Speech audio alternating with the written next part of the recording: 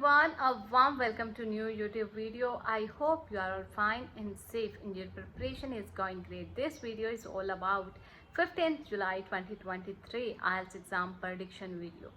So video start करने से पहले मैं आपको एक चीज़ क्लियर कर दूं कि prediction जो है वो एक गेस वर्क है. टोटली prediction पर डिपेंड होकर मत रहिएगा, बट फिर भी हमारी prediction जो है 99.9% करेक्ट जाती है हर बार.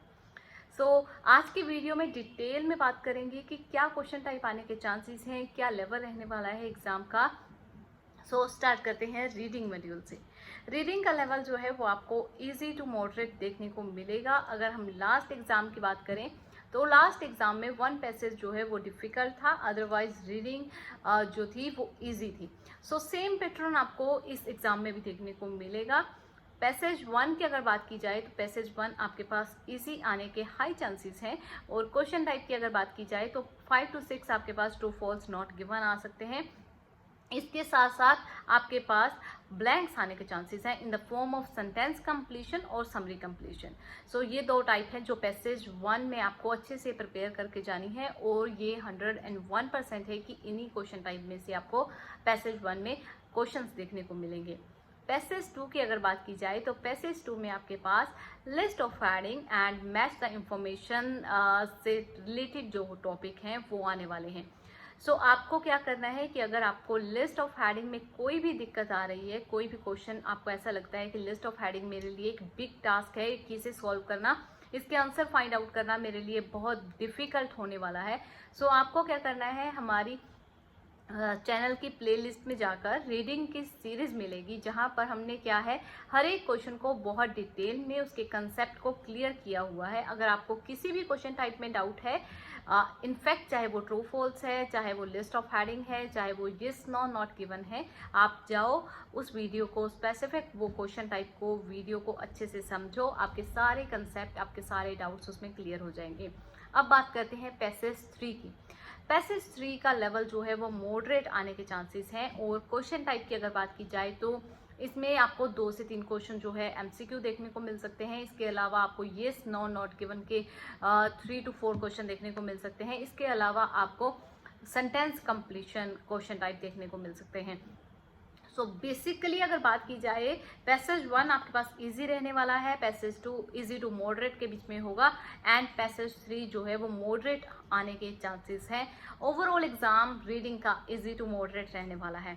अब बात करते हैं लिसनिंग की, बट बिफोर कि मैं लिसनिंग के बारे में आपको बताऊं उससे पहले आपसे रिक्वेस्ट है कि अगर आप चैनल को फर्स्ट टाइम विजिट कर रहे हो देन प्लीज़ चैनल को सब्सक्राइब कर लो, क्योंकि इस चैनल पर आपको आज से रिलेटेड हर एक मटेरियल मिलेगा, यानी कि चाहे वो रिव्यू हो, चाहे वो प्रेडिक्शन हो, चाहे वो रीडिंग की लेक्चर्स हो, डाउट क्लास हो, इनफैक्ट लाइव सेशन भी हम जो है लेते हैं, बट अभी कुछ टाइम से वो लाइव सेशन नहीं हो पा रहा continue, but for sure in future बहुत जल्दी हम स्टार्ट करेंगे.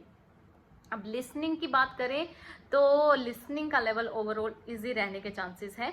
सेक्शन 1 आपके पास ब्लैंक्स होंगे हर बार की तरह, 1 वर्ड एंड और अ नंबर वाले, और बहुत इजी होगा, इजीली आप उसमें 10 out of 10 कर सकते हो. और किस तरह से सेक्शन 1 करना है इसकी भी डिटेल्ड वीडियो आपको हमारे चैनल पर मिल जाएगी. सेक्शन 2 की अगर बात की जाए तो हाई चांसेस कि आप इस बार आपको जो है मैप देखने को मिले, इसके अलावा एमसीक्यू देखने को मिले, and match the information type of question आपको देखने को मिल सकते हैं. सेक्शन 3 जो मेरे को लगता है कि इस बार थोड़ा सा ट्रिकी पार्ट हो सकता है लिसनिंग का. थोड़े से क्वेश्चन आपको जो है कंफ्यूज करने के लिए ऐड ऑन किए होंगे सेक्शन 3 में, जिसकी पैराफ्रेजिंग थोड़ी लेंथी होगी और आपको सेम वर्ड सुनने को नहीं मिलेगा. ट्रिकीएस्ट पार्ट क्या होगा इसमें कि ट्रिकी पार्ट ये रहेगा कि जिन स्टूडेंट की ये वीक पॉइंट है कि वो सेम अगर वर्ड बोला जाए तभी उन्हें सही पकड़ में आता है, तभी उन्हें सही समझ में आता है. अगर उसे घुमाकर पैराफ्रेज करके या किसी और तरीके से वो बोलता है स्पीकर, तो वो उन्हें समझना थोड़ा डिफिकल्ट लगता है. देन उनके लिए सेक्शन 3 जो है वो थोड़ा सा ट्रिकियस्ट पार्ट हो सकता है, अदरवाइज ओवरऑल लेवल जो है लिसनिंग का वो सही रहने वाला है। सेक्शन 3 में आपको एमसीक्यूज देखने को मिलेंगे, क्वेश्चन की जो लेंथ है वो ज़्यादा होगी और इसके ऑप्शंस भी लेंथी आपको देखने को मिलेंगे। सो आपको क्या टिप है ये आपके लिए कि आपको किस चीज़ पर ज़्यादा फोकस रहना है, क्या चीज़ आपको ध्यान से देखनी है। आपको राइट कीवर्ड पिक करना है एंड आपको उसका सेम वर्ड नहीं मिलेगा सुनने को, आपको ये अपने माइंड में बिठा लेना है कि इससे मिलता जुलता या इसका जो है सेम वर्ड मुझे सुनने को मिलेगा, मुझे उस पर फोकस रहना है। अगर आपने सही वर्ड सही अंडरस्टैंड कर लिया देन आपके लिसनिंग में 7+ ईजिली आ सकते हैं।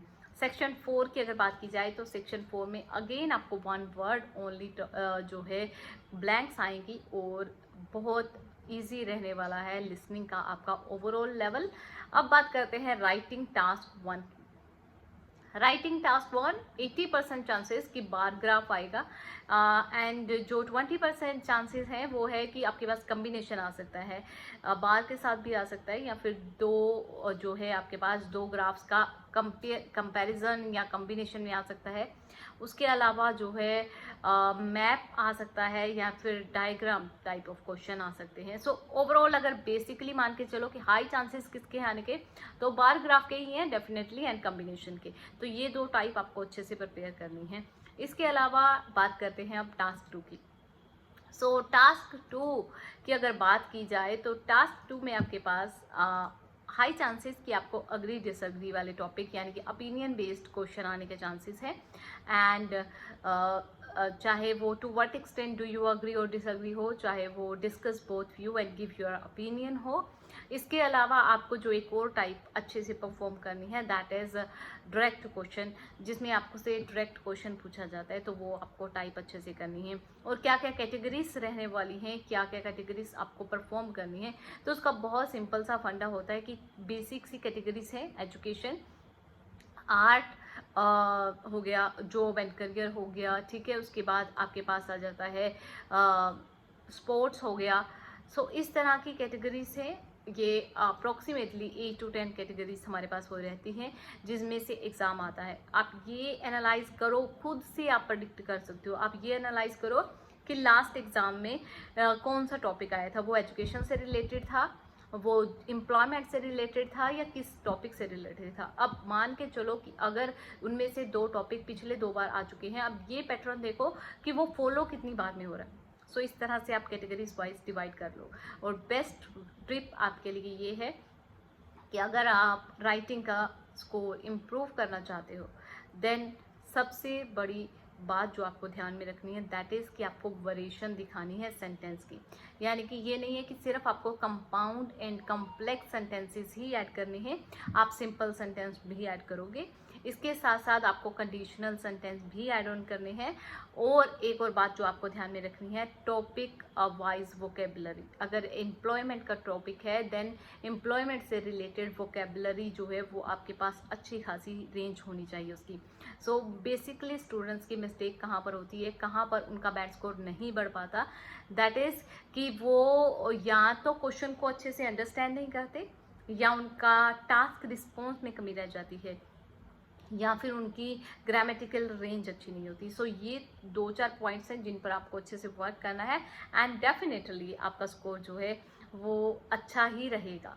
आप ये तो बात थी हमारी एग्ज़ाम की। और अब बात है करनी है जो मुझे, वो है कि आप उस दिन अगर एग्ज़ाम देकर फ्री होते हो, जब भी आप एग्ज़ाम देकर बाहर निकलते हो, तो प्लीज़ अपने वैल्यूएबल फीडबैक कि आपका कैसा एग्ज़ाम रहा, क्या क्वेश्चन टाइप आए, कहाँ पर आपने कौन सी सिटी में एग्ज़ाम दिया और वहाँ पर क्या सिचुएशन है इस टाइम, कि वहाँ पर जो फ्लड की सिचुएशन है या नहीं है, या आपको कोई एग्ज़ाम तक पहुँचते, एग्ज़ाम सेंटर तक पहुँचते हुए कोई दिक्कत आई, वो सारी डिटेलिंग आप हमारे साथ शेयर कर सकते हो। Anyways, thanks for watching this video and be safe and be ready and be prepare. Thank you a lot.